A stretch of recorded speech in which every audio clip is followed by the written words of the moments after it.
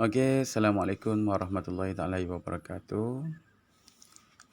Hai semua guys, apa khabar? Cikgu mengharapkan anda semua sihat sentiasa dan sentiasa mendapat rahmat daripada Allah Subhanahu Wa Taala. Baiklah pelajar-pelajar, hari ini anda bersama saya iaitu bertarikh 25 Januari 2021. Jadi saya nak ucapkan syabas dan tahniah kepada semua kerana anda masih lagi mengikuti dan juga bersama dalam sesi pembelajaran kita pada hari ini. Dan tahniah juga diucapkan kepada semua pelajar kerana anda terpilih untuk bersama-sama untuk merungkai silibus yang baru tingkatan 5 iaitu KSSM.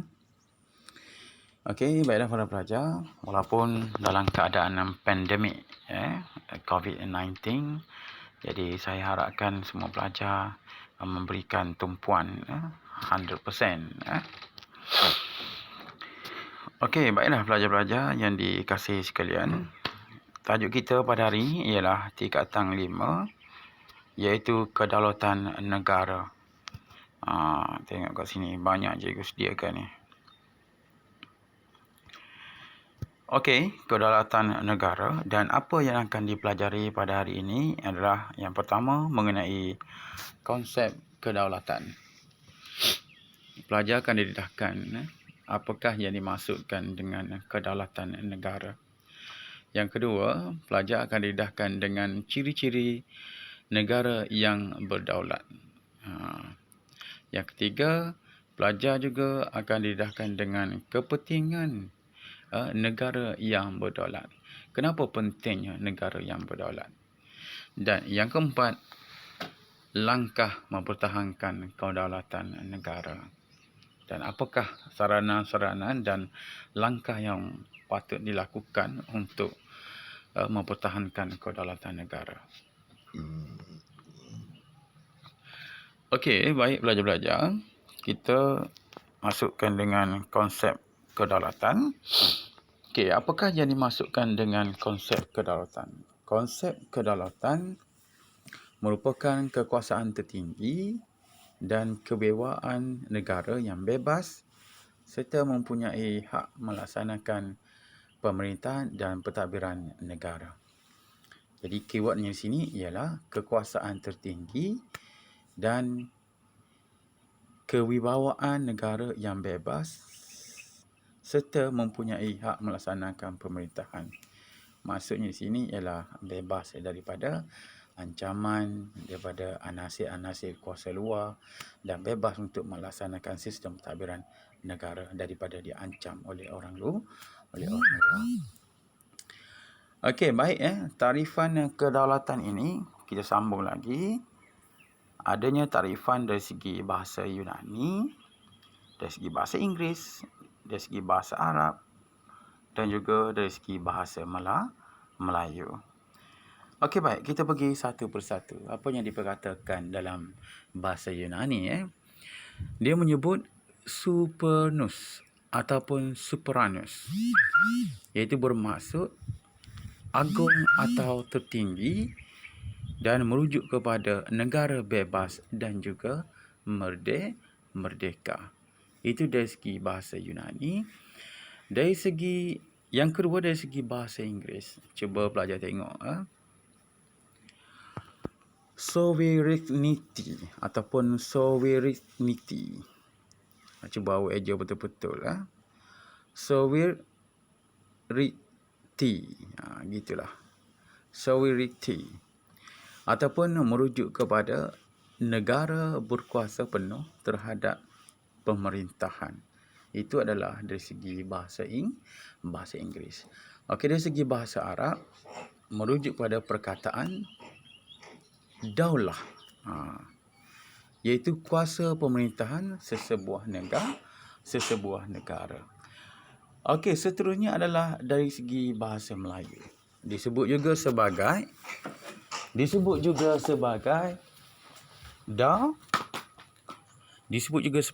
daulat, iaitu kekuasaan tertinggi terhadap pemerintah negara. Okey, baik. Kita pergi juga mengenai pandangan daripada tokoh-tokoh mengenai kedaulatan.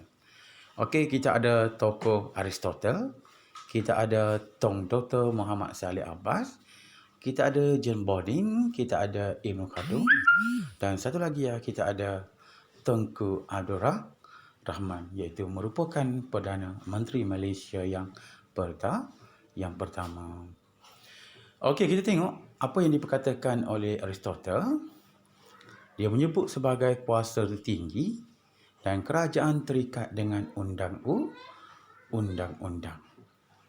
Okey, bagi Tun Dr. Muhammad Saleh Abbas juga menyatakan asas negara yang merdeka memiliki kebebasan pada peringkat antarabangsa dan hak dan kuasa tanpa telunjuk asing.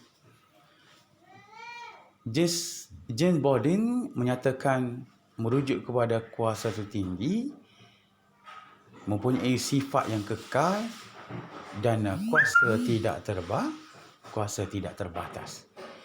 Okey, Ibn Khaldun, tokoh Islam, menyatakan kekuatan dan kekuasaan merupakan berasaskan semangat kekitaan dan semangat beragama, merujuk kepada suatu bangsa rela berkorban. Okey, baik. Apa yang diperkatakan oleh Tengku Abdul Rahman? Cuba kita lihat. Tengku Abdul Rahman menyatakan kedaulatan merupakan kebebasan dan juga keadilan, iaitu memperjuang kemajuan dan kesejahteraan rakyat. Okey, pelajar, boleh bagi lagi setakat ni?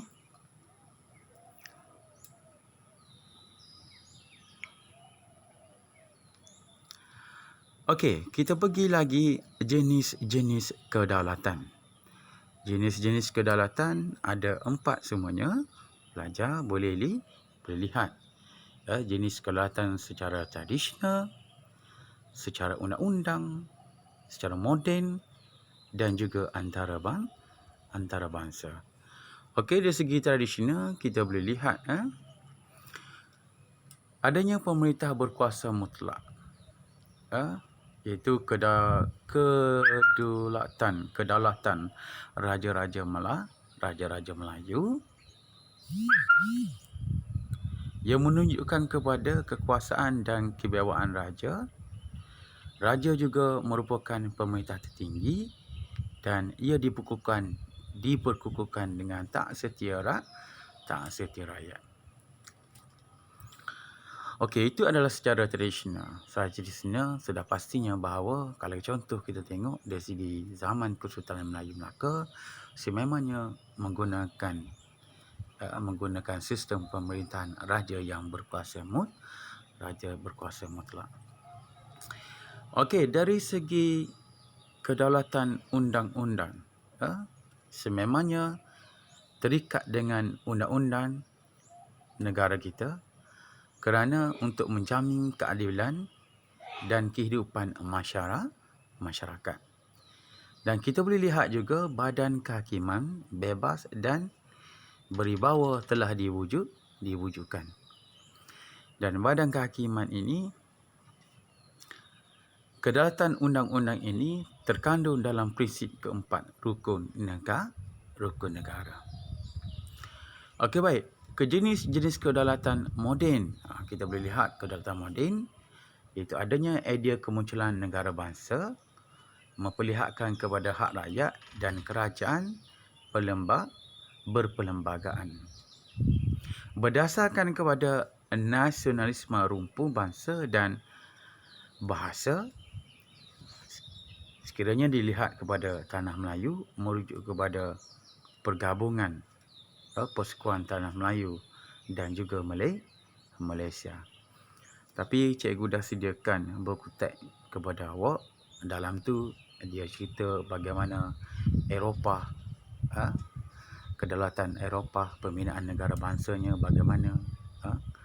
Dia bagi contoh revolusi Perancis, di mana rakyatnya bangun menentang golongan monarki. Okey, baik. Kita pergi juga kedaulatan antarabangsa. Antarabangsa ni merujuk kepada pengiktirafan persatuan bangsa-bangsa bersatu. Dan sesebuah negara tidak boleh dicabuli oleh negara lain. Kita boleh lihat juga adanya deklarasi hubungan persahabatan, keanggotaan dalam PBB bagi bukti dunia mengiktiraf negara kita bebas dan berdaulat. Jadi jelaslah bahawa dari segi antarabangsa melalui perhubungan dari segi persatuan PBB ini, negara dunia telah mengiktirafkan bahawa Malaysia ini adalah sebuah negara yang berdaulat. Boleh faham pelajar-pelajar? Okey, baik. Kalau boleh faham, bagus. Okey, kita pergi pula mengenai ciri-ciri negara yang berdaulat.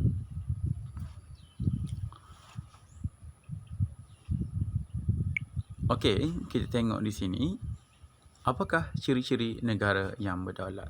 Yang pertamanya, mempunyai pemerintahan. Yang kedua, mempunyai sempadan. Ketiga, rakyat. Keempat, perundangan. Okey, kita tengok kepada pemerintahan. Ciri-ciri negara yang berdaulat mesti ada pemerintahan. Okey, raja berperlembagaan. Negara kita mengamalkan raja berperlembagaan. Jadi persoalannya, apakah maksud raja berperlembagaan? Raja yang menjalankan sistem pentadbiran negara berdasarkan kepada undang-undang. Jadi untuk pengetahuan awak, di Malaysia ini yang paling di atas sekali ialah perlembagaan. Okey, mengamalkan demokrasi berparlimen. Ketua utama negara adalah Yang di-Pertuan Yang di-Pertuan Agong, dan ketua kerajaannya ialah Perdana Menteri. Okey, ciri negara yang berdaulat lagi adalah rakyat, iaitu penduduk sesebuah negara terikat dengan undang-undang dan hidup secara pelbagai kaum.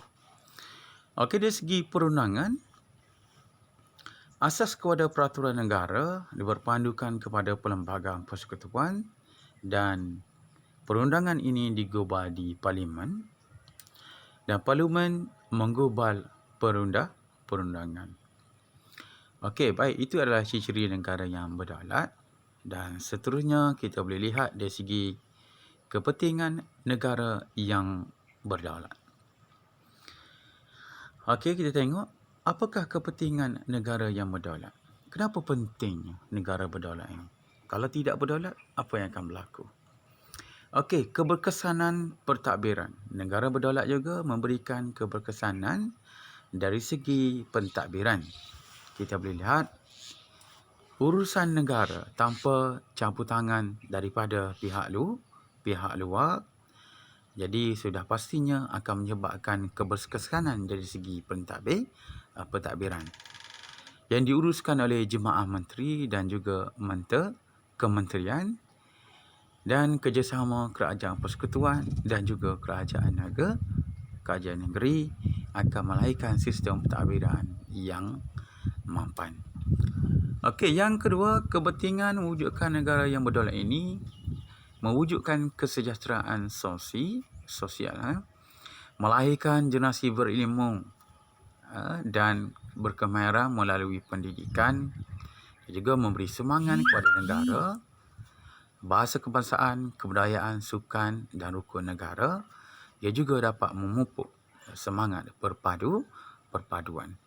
Seterusnya, kepentingan mewujudkan negara berdaulat mewujudkan kepada kemakmuran ekonomi. Sudah pastinya sekiranya negara yang berdaulat sudah pastinya mewujudkan kepada kemakmuran ekonomi.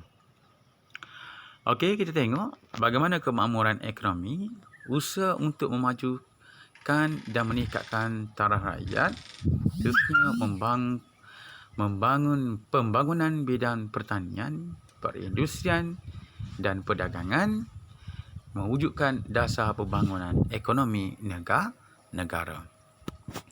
Okey, seterusnya, kepentingan mewujudkan negara yang berdaulat menyebabkan wujudnya kecemerlangan hubungan luar. Mewujudkan hak untuk negara menjalinkan hubungan luar dengan negara yang lain. Okey, penggobalan dasar luar negara, menjalin hubungan diplomatik dan kerjasama, meningkatkan imej negara. Sudah pastinya Malaysia mengamalkan hubungan luar, iaitu hubungan secara berkelompok ataupun hubungan secara terus. Kalau hubungan berkelompok, berkumpulan, contohnya dari segi contoh cikgu bagi ialah OIC, negara-negara pertubuhan OIC, iaitu negara Islam, negara-negara Islam. Ada lagi berkelompok iaitu adanya Mafindo, itu adalah hubungan berkelompok. Kalau hubungan dengan negara Eropah, hubungan dengan negara Asia, hubungan dengan negara Thailand, hubungan negara China, macam tu. Okey, baik. Seterusnya kita pergi kepada langkah mempertahankan kedaulatan negara. Okey, langkah mempertahankan kedaulatan negara. Bagaimana mewujudkan kepada langkah mempertahankan negara? Bagaimana caranya? Yang pertama mewujudkan kestabilan politik dan kemakmuran ekonomi. Iaitu ada peranan daripada pemerintah dan juga ada peranan daripada rakyat. Okey, pemerintah yang pastinya mewujudkan pentadbiran yang cekap dan mengelakkan daripada melakukan rasuah. Seterusnya memastikan agihan sumber kekayaan negara dengan adil dan melaksanakan undang-undang menurut perlembagaan. Bagi rakyat juga, bagaimana menstabilkan politik dan kemakmuran ekonomi. Rakyat memberikan kesihatan kepada raja dan juga negara. Seterusnya adalah menyokong usaha dan dasar kerajaan, memupuk kerjasama dengan semua kaum dan mematuhi undang-undang negara. Sekiranya ini semua diamalkan, sudah pastinya mewujudkan kestabilan politik dan kemakmuran dari segi ekonomi. Langkah seterusnya adalah mengekalkan perpaduan kaum. Okey, sudah pastinya bagaimana cara yang dilakukan adalah untuk mengekalkan perpaduan kaum, iaitu dari segi pemerintah. Namanya adalah menggubal dasar dan undang-undang berkaitan dengan perpaduan negara. Memastikan keberkesanan dasar berkaitan dari segi bahasa, dari segi pendidikan dan juga dari segi kebudayaan. Seterusnya adalah memperuntukkan perbelanjaan yang mencukupi. Okey, dari segi rakyat, menggunakan bahasa kebangsaan dan menghayati rukun negara secara berterusan dan memahami dan menghormati agama dan budaya pelbagai kaum. Seterusnya adalah mengamalkan semangat perkongsian dan toleransi dan melibatkan diri dalam program kemasyarakatan. Dan satu lagi ialah mengukuhkan pertahanan negara. Ini adalah sangat penting. Langkah mempertahankan kedaulatan negara. Mengukuhkan pertahanan negara, yang pertamanya dari segi pemerintah wajib menggubal undang-undang dan dasar untuk keselamatan negara. Mengadakan perjanjian pertahanan serta latihan ketenteraan. Seterusnya adalah memodenkan aset ketenteraan untuk kemasukan untuk pasukan pertahanan dan memastikan pasukan keselamatan sentiasa bersiap siaga menghadapi cabaran. Seterusnya, dari segi rakyat, perlulah peka terhadap isu keselamatan negara dan mengelakkan kolaborasi dengan pihak luar yang tidak bertanggungjawab dan menganggotai pasukan keselamatan dan pasukan sukarelawan. Seterusnya adalah sanggup berkorban demi kedaulatan negara. Okey, yang seterusnya adalah memupuk patriotisme. Apakah yang dimaksudkan dengan patriotisme? Patriotisme merujuk kepada perasaan sayang, kasih, cinta kepada negara. Okey, dari segi pemerintahan, sudah pastinya menganjurkan sambutan Hari Kebangsaan dan juga Hari Pahlawan, memperingati tokoh-tokoh perjuangan supaya kita memberikan semangat yang luar biasa, sayang kepada negara, memupuk semangat patriotisme itu sendiri. Mewajibkan mata pelajaran sejarah sebagai mata pelajaran teras.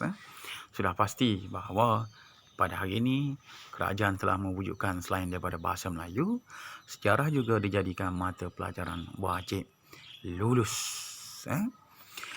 Okey, menganjurkan kempen dan menerbitkan filem atau rencana melalui pelbagai media, menggunakan saluran media elektronik, menyediakan kempen supaya memupuk semangat patriotisme.